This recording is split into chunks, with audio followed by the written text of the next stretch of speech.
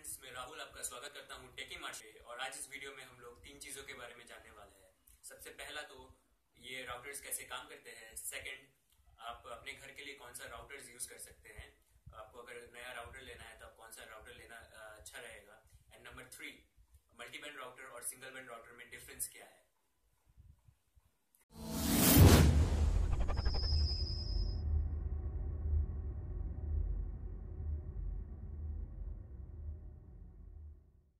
दोस्तों, जैसे कि हम लोग देख सकते हैं कि आजकल राउटर्स बहुत ही ज्यादा कॉमन हो गए हैं हर भी फैमिली हाउस होल्ड में। एंड जो कि बहुत सारे ऑफिस में तो यूज होते ही थे, लेकिन फैमिली हाउस होल्ड में आजकल बहुत कॉमन हो गए हैं। तो ये राउटर काम कैसे करते हैं।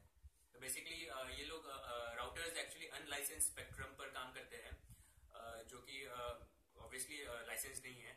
तो एक्चुअली होता क्या है कि ये रेडियो वेव्स यूज करते हैं अपने सिग्नल्स को एम्पलीफाई करने के लिए, वाईफाई सिग्नल्स को।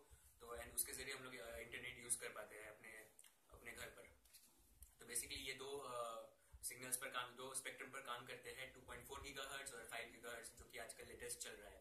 तो 2.4 गीगाहर्ट्ज का स्पेक्ट्रम पर दोस्तों आगे के जो कॉर्डलेस फोन्स होते थे, या जो हम लोग रिमोट कंट्रोल से, अगर आप कोई रिमोट कंट्रोल कार चला रहे हैं वगैरह वगैरह, तो ये सब 2.4 गीगाहर्ट्ज के बैंडविड्थ पर काम करते थे। बेसिकली ये 2.4 गीगाहर्ट्ज का जो स्पेक्ट्रम है बहुत ही कंजेस्टेड स्पेक्ट्रम है। एंड आजकल के राउटर्स इस पर भी काम करते हैं। लेकिन अगर आप एक फ्लैट में रह रहे हैं जो कि एक अपार्टमेंट में है, और हर घर पे राउटर आजकल अवेलेबल है, तो ये स्पेक्ट्रम बहुत कंजेस्टेड हो जाता है। तो बेसिकली अगर आपका राउटर डुअल बैंड है, तो इसमें आपको कुछ सुविधा मिल सकती है। सेकेंडली, अगर सेकेंड क्वेश्चन पर आया जाए, तो ऑब्वियसली राउटर्स मैं पर्सनली यूज कर रहा हूँ टीपी लिंक का राउटर, टीपी लिंक N300, जो कि ऑब्वियसली सिंगल बैंड राउटर है, लेकिन ये विदाउट मॉडेम आता है, दो एंटीनास के साथ है, और एक मिड रेंज का राउटर है। मिड रेंज भी नहीं बोल सकते, लो रेंज पर राउटर है। एंड बहुत ही ज्यादा टीपी लिंक का सक्सेसफुल मॉडल रहा है। तो बेसिकली ये 300 मेगाबिट पर सेकेंड की स्पीड पर काम कर जाता है। एंड मुझे ये area coverage almost 80 to 100 feet का दे देता है इजीली। तो 100 फीट पर ऑब्वियसली थोड़ा प्रॉब्लम्स आता है, मुझे रिपीटर यूज करना पड़ता है। लेकिन हाँ, ये ऑब्वियसली आपको 40 to 80 फीट के अंदर पर बहुत अच्छा रेंज दे देगा, और मल्टीपल डिवाइस कनेक्ट कर सकते हैं। एंड जो कि ये 2.4 गीगाहर्ट्ज की स्पीड पर काम करता है, तो ऑब्वियसली थोड़ा कंजेस्टेड रहेगा, लेकिन बहुत ही आपको वो फ्लक्चुएशन महसूस नहीं होगा, वो नेटवर्क में कॉलिजन महसूस नहीं होगा।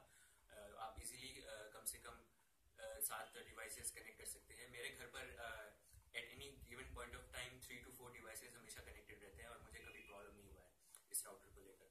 तो आप भी ये खरीद सकते हैं, मैंने इसका लिंक डिस्क्रिप्शन में दे दिया है। तो बेसिकली बहुत अच्छा राउटर है ये।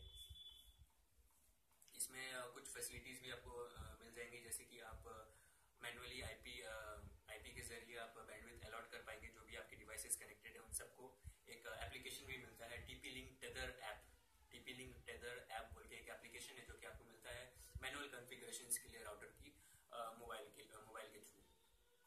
और बेसिकली जैसे कि मैंने कहा था कि हम लोग अभी थर्ड क्वेश्चन पर बढ़ जाते हैं कि मल्टी बैंड राउटर और सिंगल बैंड राउटर में डिफरेंस क्या है।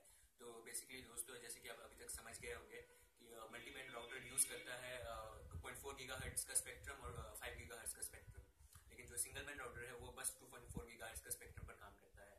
तो जैसे कि मैंने आगे एक एग्जांपल दिया था कि अगर आप एक फ्लैट में रहते हैं और फ्लैट में बहुत सारे राउटर्स अवेलेबल है, तो वो 2.4 गीगाहर्ट्ज का बैंडविड्थ अगर यूज कर रहे हैं, तो वो बहुत ही ज्यादा जैम हो जाएगा स्पेक्ट्रम। तो अगर आपका ऑब्वियसली डुअल बैंड राउटर है, तो वो 5 गीगाहर्ट्ज का आप स्पेक्ट्रम यूज कर सकते हैं, जहाँ पर कंजेशन कम रहेगा, आपको स्पीड भी बहुत अच्छी मिल जाएगी। तो आपके मन में ये सवाल आ रहा होगा कि बेसिकली डिफरेंस क्या है। बस एक ही डिफरेंस है, नहीं, और एक डिफरेंस ये है दो मल्टी बैंड और सिंगल बैंड राउटर में, जो कि 2.4 गीगाहर्ट्ज का जो स्पेक्ट्रम है उस पर जो सिग्नल्स काम करते हैं, वो सिग्नल्स इजीली पेनिट्रेबल है कोई भी वॉल मीडियम या डोर मीडियम के जरिए, यानी कोई भी डोर के आर पार एंड कोई भी वॉल के आर पार, कोई भी ऑब्जेक्ट के आर पार इजीली जा सकते हैं। लेकिन जो कि 5 गीगाहर्ट्ज का स्पेक्ट्रम है, उस पर सिग्नल्स ऐसे ट्रेवल नहीं कर सकते इजीली। तो बेसिकली लॉन्ग रेंज में तो आपको 5 गीगाहर्ट्ज का स्पेक्ट्रम यूज ना ही करें तो ठीक रहेगा। लेकिन अगर आप ऑब्वियसली कंजेशन कम चाहते हैं, शॉर्ट रेंज है,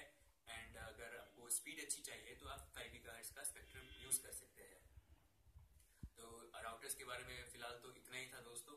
एंड मैं उम्मीद करता हूँ कि आपको ये वीडियो हमारा पसंद आया होगा, और प्लीज़ मेरे चैनल को सब्सक्राइब कीजिए टेकी मार्शियन को।